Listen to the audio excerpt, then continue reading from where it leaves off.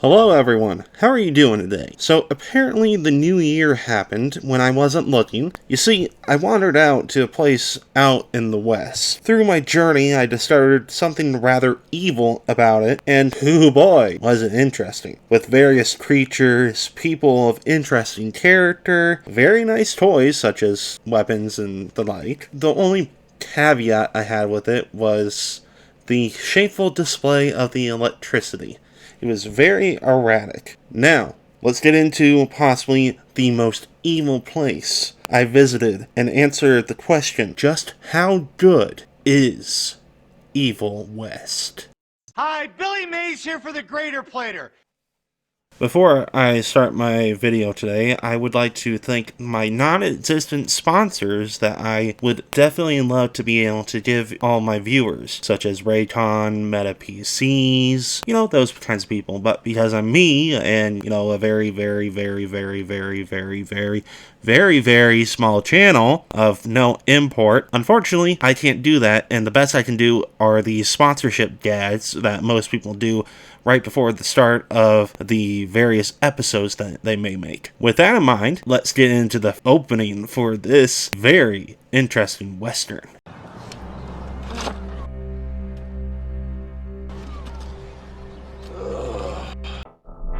It's said that the West was built on legends, tall tales that help us make sense of things too great or too terrifying to believe. The thing about legends is, sometimes they're true.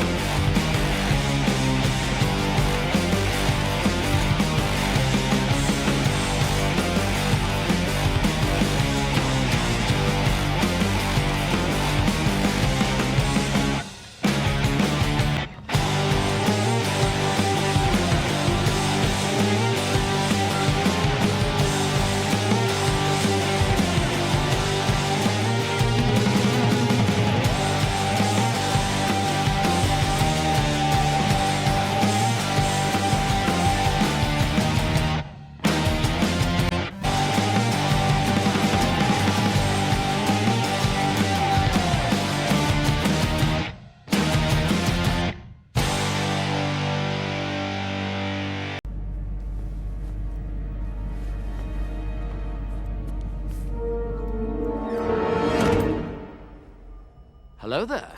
Now, Evil West is kind of an out-of-nowhere game that did release last year, around November.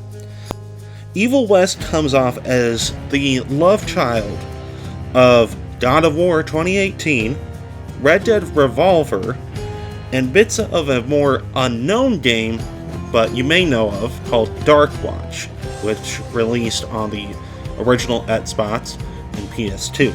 Though that's more of a Call of Duty type game with vampires than what Evil West has become. But thanks to the folks at Flying Wild Hog behind the latest Shadow Warrior games, made not only a fun game, but an interesting world, while keeping itself a fairly original game with its various concepts. In this game, you play as Jesse Rentier, I may be mispronouncing it, vampire hunter and protector from the Rentier Institute, dedicated to protection and security of the world, or probably just the USA, and its people from the creatures that lurk in the dark. Thanks to its Wild West setting, Evil West shows off a wide variety of landscapes and vistas, from dense forests to snowy landscapes to sunny desert hills and even swampy ancient buildings. The art style and immersion in this world is one thing, but what about the gameplay? How'd you do that? Workout? So, how does this game play? Think God of War 2018 or Ragnarok at this point since it has released. Some Red Dead gunplay, not necessarily Red Dead Redemption gameplay. The gunplay is probably the most similar that you're ever going to find within this game. There is power systems similar to the Devil May Cry series, but what's nice is that there is no ammo management. Instead, there are cooldowns in place of the ammo. And Jesse is a more hand-to-hand combatant. Jesse is able to launch enemies into the air, juggle them, and even slam them down into the ground with much ferocity. But Jesse is a hunter, and like many hunters, he's got various tools to use. From a revolver and a rifle, to an electric cross, flamethrower, crossbow, grenades, and even a portable minigun. Jesse has an impressive array of tools for him to use. If that's not enough, Jesse has levels and gets new perks to improve his combat and survivability against all creatures. Along the way, money can also be used to improve the various weapons that he finds, varying from faster cooldown, damage, creating electric orbs of doom, to bombs that create severe electric storms on command. Jesse's arsenal is as lethal as it is diverse. But thanks to this arsenal, what starts out as a very competent God of War, Devil May Cry inspired game becomes a more original fantasy cowboy western, which is more unique than when first looked at. But now with that, what about the story? Our story begins with, from what looks like a standard train heist that goes wrong, but also an intro to whom you are playing with. As I said, it's an order that is created to safeguard all of humans within at least the USA from various supernatural threats. After stopping the train, Edgar and Jesse find out that the cargo that was within these containers contained more than just goods, but also a lot of monsters too. And also track down a man named Chester, who is a vampire. And from him, find out that there may be a gathering of some kind within a town a little ways away called Belmontville. Oh, now it's my turn. After dragging Chester on horseback in a coffin, of course, Jesse begins to investigate the town, which appears abandoned at first, and also in the pits, to be sure. Emotional damage! After dealing with familiars, the various creatures and beings under a vampire's thrall, and walking past various spiders through an old mine shaft, Jesse ends up at a necropolis underground with its own inverse pyramid. There's also Mothra-esque creatures here. Neat. Eventually, it comes to appear these vampires are planning a strike on the various humans with a new asset in the form of this new vampire girl named Felicity. After fighting the vampire and getting ahead for the trouble, it's time for Jesse and Edgar to report back to HQ with what they found. No, I am the one who knocks.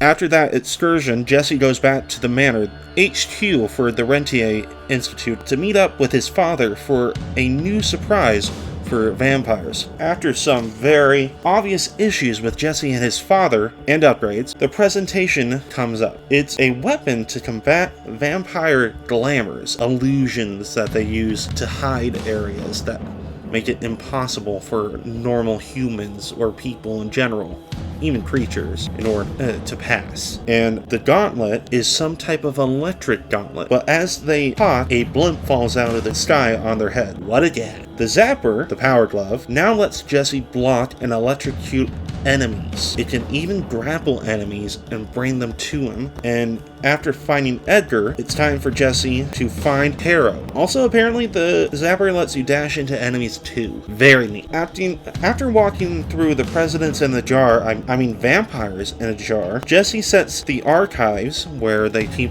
the repository for the Institute, to explode, and shortly after begins to look for his father. But not before some bumps pop up. Eventually, Edgar and Jesse manage to find William, but are also attacked by the previous vampire girl right before the Institute explodes, narrowly escaping. I was acting. After escaping, Jesse and Edgar search for a defense position to hold them over until morning, with Harrow and William with them, unable to really fight. Also, we get to play with Jesse's boomstick now. Naughty. After dealing with a new enemy type of mini-boss and trying to survive till dawn, Jesse and co are safe with the help of the Zapper, going a bit ballistic, but William needs immediate medical attention, and the only town within reach for any help is Calico Town.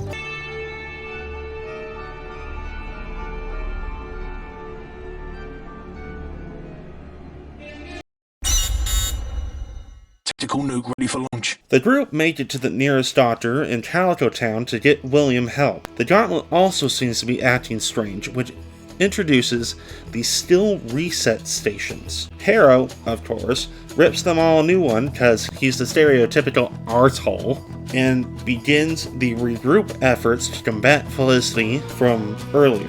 Jesse now needs to track down Agent Bloom for his assistance with the matters. A new enemy type is also introduced, the Nadal, who seem like werewolf-esque monsters. Also neat.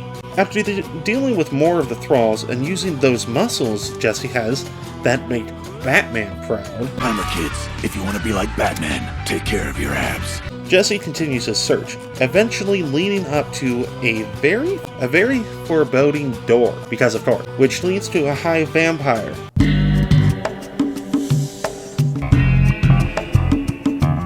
Not that kind of high vampire.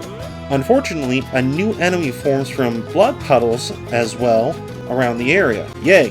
Luckily, Jesse defeats it and resumes the search for Bloom. Fortunately, Bloom is alive and also in a mass grave. Lovely. Which eventually leads to Jesse needing to look elsewhere for more solutions. But Edgar also proposes that William may have been infected and could be an asset to find the other vampire. And the Gauntlet is still concerning of its operation. Apparently, according to Virgil, the resident scientist and expert on most of these subjects, apparently the portability of the Gauntlet is what is giving it its issue.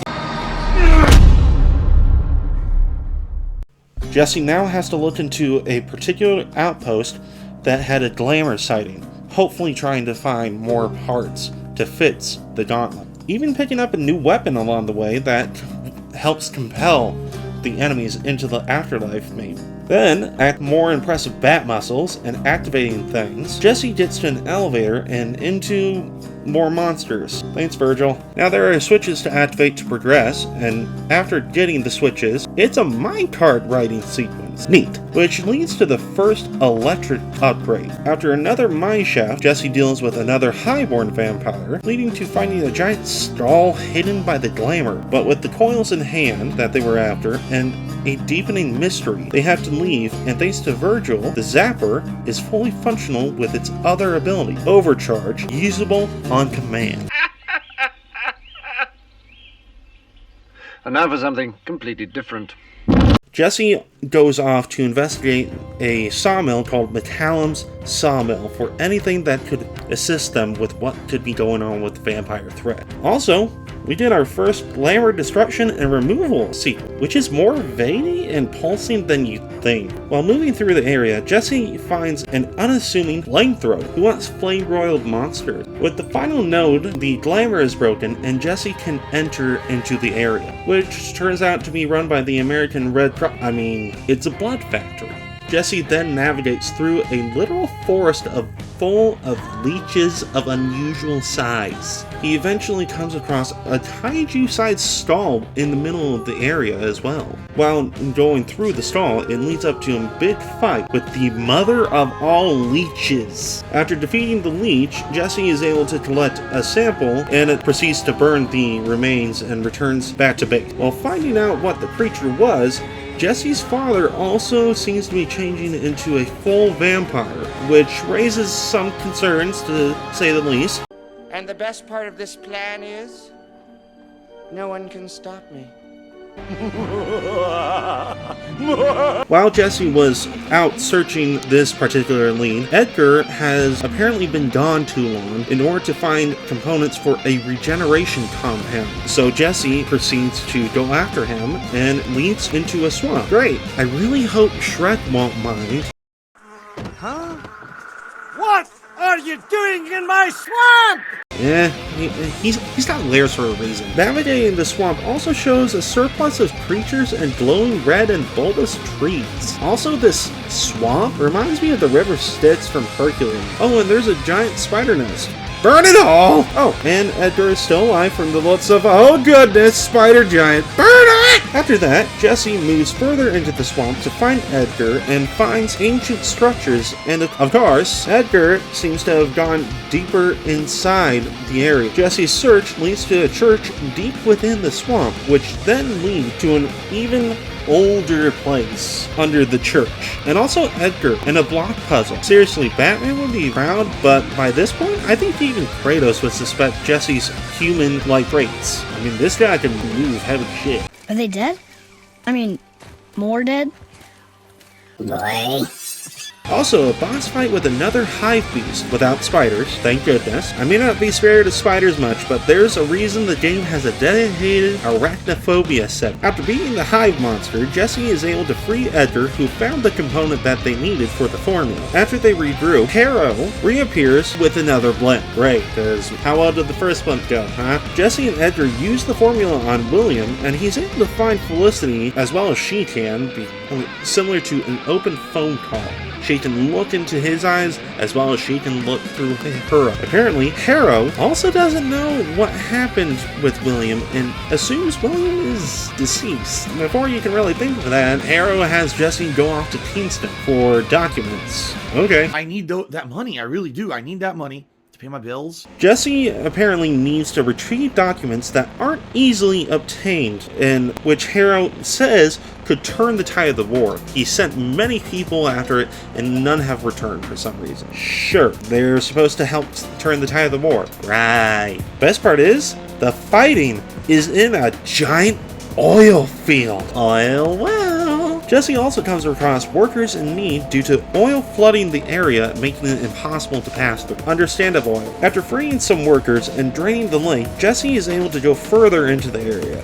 After powering up a crane to let even more people out of a barricaded area, Jesse proceeds to go through more enemies, leading him to zipline away while oil ignites and explodes around him. Such beautiful oil explosions, which apparently the entire field is on fire. This leads up to the objective and some weird tentacle monster. It's a critical oil boss battle. Jesse finally finds the documents he was after, and apparently Harrow had some shenanigans for lining his pockets involved with these documents. Who would have thought he didn't be such an arsehole? Oh wait! Everyone! Oh, fuck! William, on the other hand, seems more or less himself now, but his condition still seems concerning. It's also found Felicity's plan involves trains to spread the various leeches around the US in order to infect it. And I like trains so much too. How did she do that to the trains? And there's a massive train right here. After walking through fire, debris, and piles of all kinds, Jesse finds a new enemy type as well. After moving through the train yard, Jesse faces Felicity at the local church as she sets it aflame, and Jesse has to fight more of her thralls and chase her through the nearby town. There's also an apparent lack of remains, so no body, no crime? No body, no crime. Eventually, Jesse catches up to Felicity and an adjacent train, with a boss fight against some bug monster thing that uses leeches. After beating it, Jesse gets blindsided by Felicity and flats out due to the impact.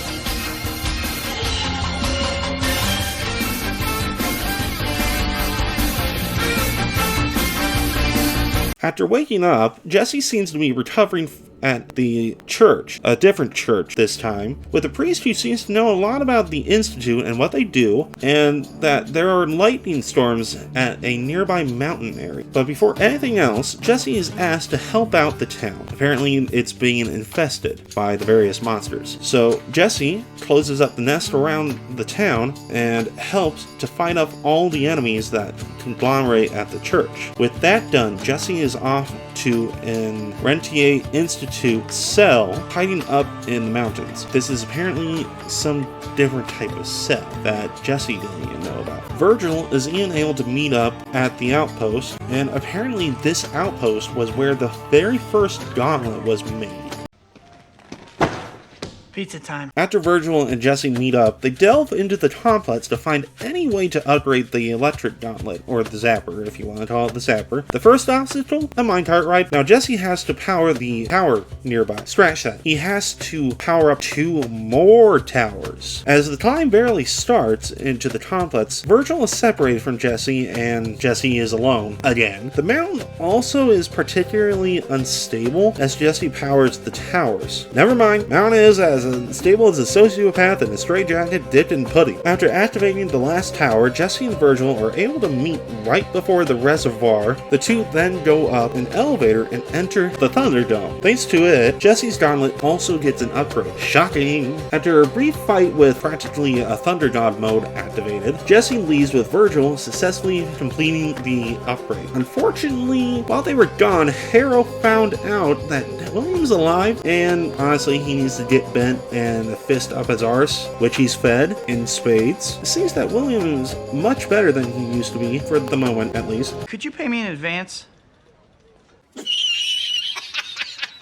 But there's no time to really think. Apparently Edgar, after what happened with Jesse in the previous town, believes Jesse to be dead, and he went out to track Chester in order to find Felicity for revenge. And Jesse, being himself, rushes to aid him. After making his way down the gorge, Jesse comes across another mine, which helps him to cross the nearby river, and followed by getting past a Gatling gun, which Jesse also snaps for himself, and with it is able to cut down monsters like grass. Eventually, Edgar is finally found, who's happy to see that Jesse's still alive, but he's also having trouble with a vampire glimmer. With the gauntlet, the glamour is destroyed, and after cutting through more enemies, Edgar and Jesse finally find Chester, who is eager to help, even if his hand is stabbed, and he tells that what Felicity is planning is to use some type of bio-bombs, with trains in use to infect the country with vampirism. And apparently the formula that Edgar and Jesse made didn't solve the problem, it only suppressed the problem with William, meaning that William can still, and probably will, go full vampire soon.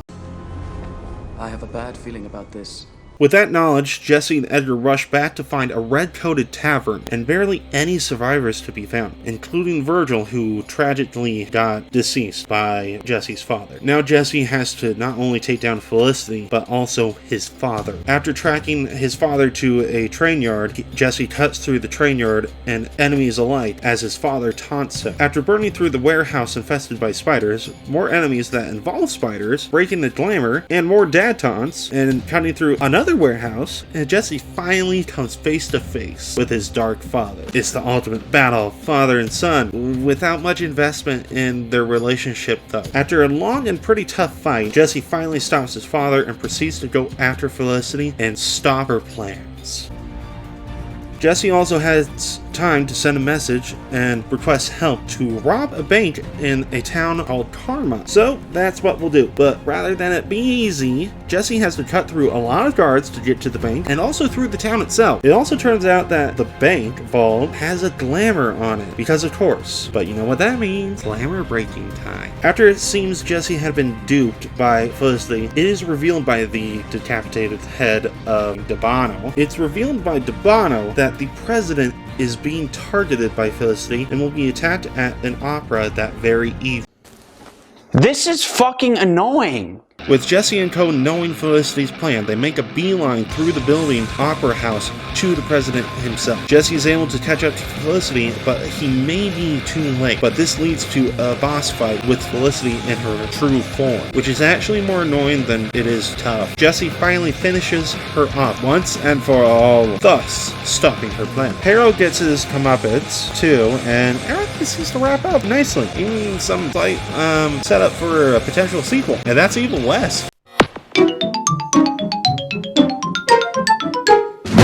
Now, this game has a very straightforward plot and is mostly a linear journey. That's not an inherently bad thing. Lots of great games have a similar formula. There is also a New Game Plus unlocked for when you finally finish your first playthrough of the game, and this will let you be able to get any collectibles that you may or may not have missed throughout your first playthrough. Overall, I enjoyed my visit to the Evil West. I even played this game twice. Not completely by choice. Pewter was holding me hostage until I finished recording. If what I've talked about piqued any interest, you're in luck. Evil West is available for current gen consoles, last gen consoles as well, and of course PC. The version I played was PC, and it was very enjoyable to play. For now, there isn't a substantial DLCs. They're mostly just cosmetics, so there's nothing to worry about if you think you'll miss out on any story DLC or the like of that. It is a full packaged game that'll take you maybe 12 hours to finish the first time. That was at least for me, and I can definitely recommend this game to people. With that, thank you for visiting the Evil West.